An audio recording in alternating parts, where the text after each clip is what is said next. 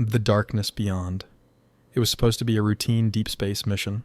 The crew of the Exodus was heading to a distant galaxy to study a strange, unseen phenomenon, a cosmic anomaly that had baffled scientists for decades.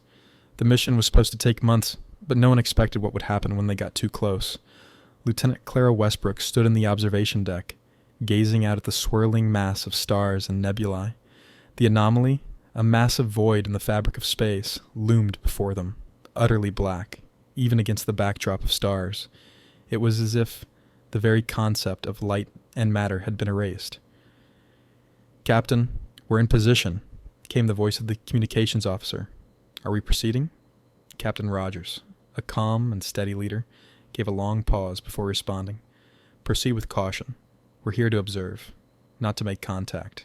The crew's mission was to study the void, gather data, and return to Earth. But as they approached the anomaly, something strange began to happen. The ship's instruments started to malfunction. The once reliable screens flickered, and the readings were erratic, distorted, almost as if the ship was no longer anchored to reality itself. Clara stepped away from the window. She couldn't shake the feeling that the blackness outside was watching them, and she wasn't the only one. As the hours passed, the crew began to grow uneasy. Whispers filled the hallways at night. Some claimed to hear voices, not from their own crew, but from something otherworldly. It was when the hallucinations started that the true horror began. At first, it was subtle.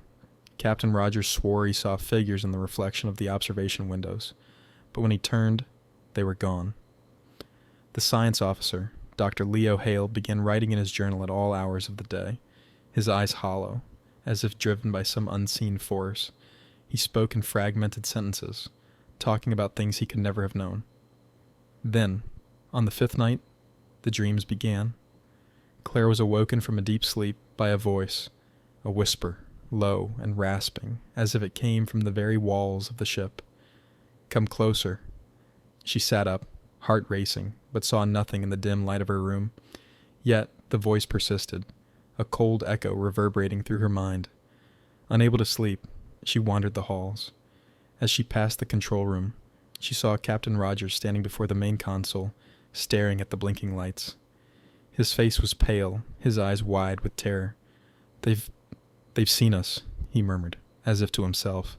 "They've always been watching, and now they know we're here." "What do you mean, Captain?" Clara asked, but her voice trembled in the eerie silence. "The void," he whispered. "It's not empty. It's alive." His hand trembled as he pointed toward the starboard window. Clara turned. The stars outside had begun to twist and contort, stretching like liquid light. The darkness was no longer just a void. It was reaching toward them, pulling at the edges of reality, as if it sought to swallow them whole. "We've been drawn in," Rogers whispered, the terror in his eyes now replaced by something worse, resignation. "We weren't meant to find this. We weren't meant to know. It's not just a void. It's the beginning of the end.